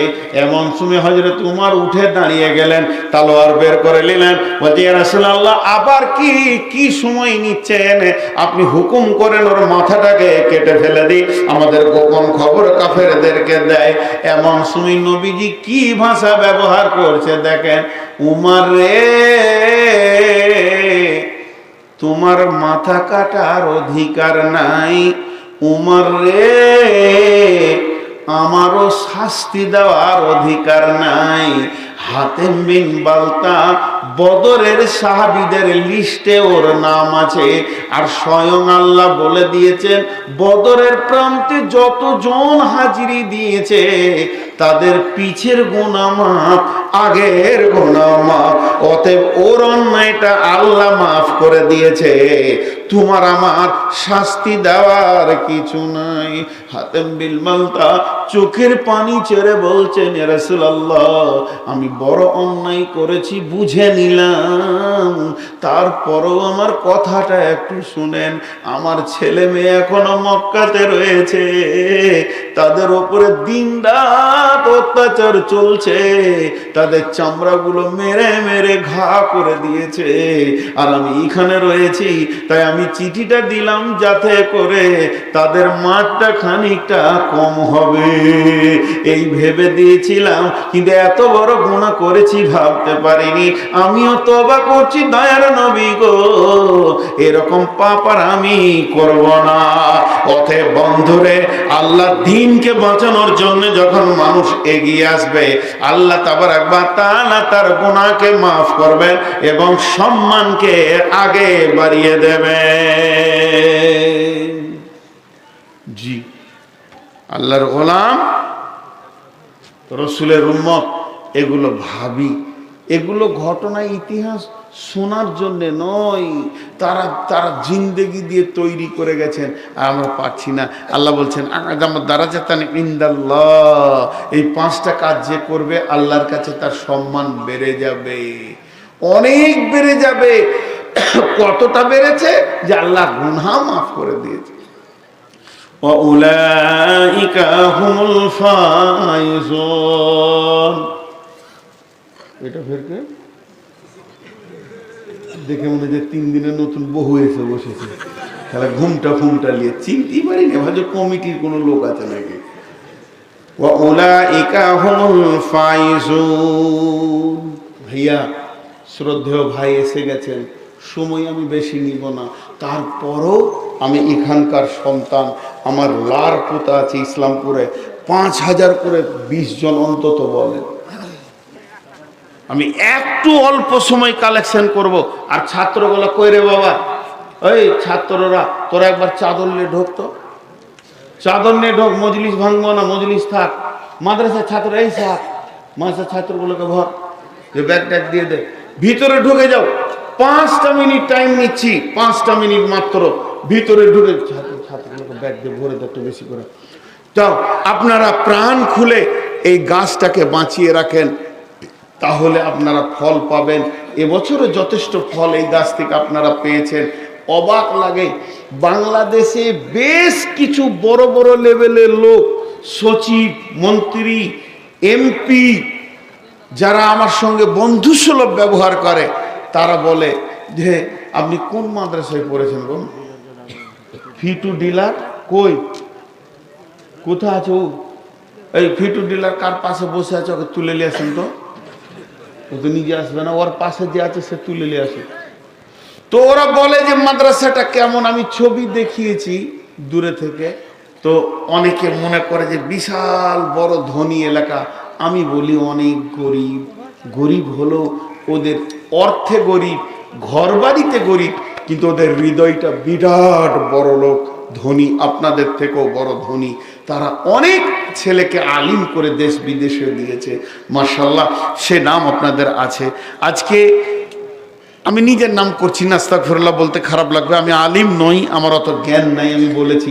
তারপরেও আমাকে কেন্দ্র করে গোটা বাংলাদেশ ইসলামপুরকে চেনে, বিধায় আপনাদেরকে বলছি, একবার আল্লাহর রাস্তে প্রাণ খুলে যার কাছে যা আছে, 5000 কই ডিলার, কই ডিলারটাকে, আর ওই ব্যাগ দিয়ে এর কালেকশন নিবে না নাকি গো? ছেলেগুলোকে দেন না, ভিতরে যাও, তাড়াতাড়ি তোমরা ভিতরে যাও, আর যার কাছে যা আছে ভাই প্রাণ খুলে দিয়ে দেন। আপনারা বাইন শুনবেন ইনশাল্লাহ। কত আছে কি না? রফিকুল ইসলাম 5000। কি যে করে কিছু তো বুঝি না, আর দেওয়ার মতো ক্ষমতা নাই নাকি? তখন 200 টাকা দিয়ে না, বেশি কত? আর কিছুই নাই একবারে মোটেই। হ্যাঁ, আর 5000 দেওয়া যাবে না? 1000 দেন, 500 টাকা দেন ভাই। আচ্ছা, ওইটা রাখি। আর কেউ আছেন ভাই 5000 দেনেওয়ালা? অন্তদীপ আমিরুল 5000। তো তোমাকে কেন দিলে? তুমি কি কালেকশন করছো তাই তোমাকে দিবে? আমাকে দিয়ে দিয়েছেন এখানে। ও ভাবছে যে ইসমাইলকে দিলে জানে বেঁচে যাবো, আর দুবার চাইবে না। যাও ধরলে তুমি। আর কে আছে? 5000 দেনেওয়ালা। আরে তোরা এত লেট করছিস কেন রে? ব্যাগগুলো কই? ব্যাগগুলো হলে তাড়াতাড়ি হয়। আজীব ব্যাপার, এদেরকে কালেকশন করার কথা বলি। এদের টাকার দরকার নাই নাকি রে? হ্যাঁ, টাকার দরকার নাই নাকি? 5টা মিনিট টাইম। আরে এতগুলো ছাত্র কি করছিস রে তোদের? ছি ছি ছি ছি ছি। আরে ওর নিজের জামাটা ধর এমনি করে, নাহলে আমি করবো কালেকশন, দেখবি? এতগুলো ছেলে মাদ্রাসার আছে, এখন দৌড়ে বেড়াচ্ছে। চলো এইটাতে একটা ঢোকো, 1 2 3, চলো তাড়াতাড়ি করে। মাশাআল্লাহ, দেন এই একটা এতে ঢোকো, আর দিয়ে দেন। জাযাকাল্লাহ। আর আপনারা প্রাণ খুলে দিতে থাকেন, ইনশাল্লাহ আমি ছেড়ে দিচ্ছি। মৌলানা সাহেব আসবেন, উনি বয়ান করবেন আল্লাহর রাস্তে। আপনারা দিতে থাকেন। 5000 দেনেওয়ালা আর কেউ আছেন? 5000 দেনেওয়ালা আর কেউ আছেন? উস্তাদ, 5000 দেনেওয়ালা আর কেউ আছেন? কই? এখানে আছেন? আর কেউ নাই 5000 দেনেওয়ালা? জি, যা এতটি লোকের ভিতরে এই দুটো কাছে রাখে, দেখে নেবেন কোথাও কিছু পড়ে থাকে না, ডাইরেক্ট গাড়িতে বসে। হ্যাঁ জি। আর কেউ নাই 5000 দেনেওয়ালা? ওই তোমাদের 5000 দাও। হাসছে, রেগে ফের বলে দিব টাকা লিবই না। বিনা টাকা তো চলবে, আল্লাহ চালাবে। এই ব্যাগ ধরো, চলো। আর দুটো দেন মৌলানা, আর দুটো ছেলেগুলো দেন। এই তো কটা মাত্র। খাবার সময় বোর্ডিং এত ভিড় কেন তোদের? আর এখন কালেকশনের সময় তোদেরকে দেখা যাচ্ছে না কেন? বদমাশ। জাযাকাল্লাহ। হেড মৌলানা কোথায় গেল?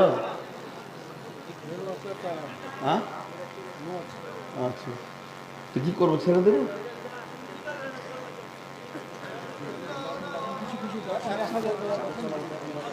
আচ্ছা বেশ, তা 1000 গোলা দেন। মৌলানা ভাই বলছে আপনি 5টা নামিয়ে 1 করেন। আচ্ছা 1000 করে অন্তত 50 জন বলেন। জি ভাই, আল্লাহর গোলাম, 1000 করে, 1000 করে, মাত্র 1000। জি, 1000 করে বলেন।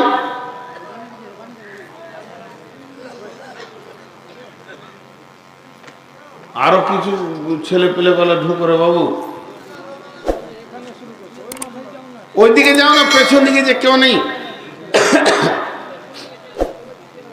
জাযাকাল্লাহ। কত আছে?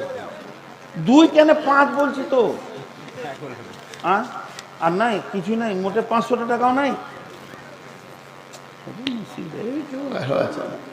জি, আর কেউ আছে? 1000 করে বলেন। আসলে দেখে নিয়েছে যে বড় বক্তাকে দিবে, বর্ধমানেরটাকে সন্দেহ করছে, মালদারটাকে দিবে। আর মালদার লোক সব চিটার, সব চিটার মালদার লোক। আর ওদের কি দান করবে?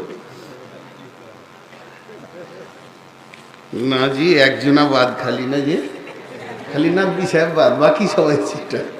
যে আর কেউ আছেন আল্লাহর গোলাম? এতক্ষণ শুনতে পাওনি নাকি? দেন, তাড়াতাড়ি দেন, দেন। এটা হাত বাড়ান, এইদিকে কষ্ট হতে, চেয়ার থেকে পড়ে যাবো নাকি? যে আর কেউ আছেন? দেন। আর চাদরে আপনারা যথেষ্ট পরিমাণে দেবেন ভাই, 10 20 50 যার কাছে যা আছে দেন। এই মাদ্রাসাটাকে বাঁচিয়ে রাখতে হবে ভাই। আর অন্য অন্য জায়গায় কালেকশনই তো 3 ঘন্টা ভ্যান ভ্যান করে চলে। মাশাআল্লাহ, অতটা কালেকশন আমাদের ইসলামপুরে আমরা এতটা চাপ দিই না। তারপরও ইসলামপুরের কমিটি অনেক সক্রিয়, বাড়িতে বাড়িতে গিয়ে কালেকশন। কত আছে? কিসের 500 টাকা তুমি দিচ্ছ? গোটা দুনিয়া জুড়ে তুমি বিজনেস করছো, 500 না নিয়ে হবে না। তোমার ভাষায় বাগর বাড়ি, তোমাকে তো 500 টাকা না। কত দিবে? দোয়া তো করবো ইনশাআল্লাহ, মাশাআল্লাহ। দোয়া টাকা দিলেও করবো, না দিলেও করবো। দুয়ার জন্য অত আটকে নেই, দোয়া ফ্রি মাশাআল্লাহ। জি, আর ওই ব্যাগটা নাও, যাও। জাযাকাল্লাহ, হাইয়াকাল্লাহ। আল্লাহ রাস্তায় দেন, মহব্বতের সঙ্গে দেন, আপনি ইখলাসের সঙ্গে দেবেন, আল্লাহ কবুল করবে ইনশাআল্লাহ। আল্লাহ তাবারাক ওয়া তাআলা আপনাকে আমাকে দান করার থেকে, দান করা, আমল করা, শোনার থেকে, বলার থেকে বেশি করে দান এবং আমল করার তৌফিক দান করুন। আল্লাহুম্মা আমিন। এই পর্যন্ত যতগুলি দান আমার হাতে এসেছে, এর আগে একটা 50,000 টাকা এসেছে, আর আমার হাতে বাদ দিয়ে গত কালকে থেকে নিয়ে এই পর্যন্ত 1 টাকা থেকে নিয়ে এই মাদ্রাসা শুরুয়াত থেকে আজ পর্যন্ত যত টাকা এসেছে বা আসবে সব দানকে আল্লাহ কবুল করুন। আল্লাহ এই দানের বদলা যেন তাদেরকে দান করেন এবং প্রতিটি ফ্যামিলিতে বরকত দান করেন। আল্লাহ ঋণ থাকলে ঋণ পরিশোধ করে দাও, অভাব থাকলে আল্লাহ তুমি দূর করে দাও, অসুস্থ ব্যক্তি থাকলে তুমি সুস্থতা দান করো, লেখাপড়া করছে শিক্ষা শীর্ষস্থানে তুমি পৌঁছিয়ে দাও। এই আল্লাহ যারা মারা গেছে তাদের কবরগুলোকে তুমি নূরে মানওয়ার করে দাও। যে 2জন ব্যক্তি মাদ্রাসার ভিত স্থাপন করে আজকে কবরে নীরব নগরে শুয়ে আছেন, সেই 2-3 জন নিবিড় প্রাণ যারা দিয়ে, নিবেদিত প্রাণ দিয়ে এই মাদ্রাসাকে তৈরি করে গেছেন, আল্লাহ তাদের কবরকে তুমি জান্নাতুল ফেরদাউস করে দাও। এই আল্লাহ জান্নাতের ফেরদাউসের হাওয়া বইয়ে দাও। এই আল্লাহ তাদের এই মেহনতের বলে আজকে আমরা কথা বলছি এবং ছাত্রদেরকে ফারেক করছি, সেই কবর দুটিকে আল্লাহ তুমি নূরে মানওয়ার করে দাও। আল্লাহ আমাদের ওস্তাদ যারা মারা গেছেন, আরো 2-4 জন ছিলেন তারা দুনিয়া থেকে চলে গেছেন, আল্লাহ সমস্ত ওস্তাদের কবরগুলো তুমি নূরে মানওয়ার করে দাও।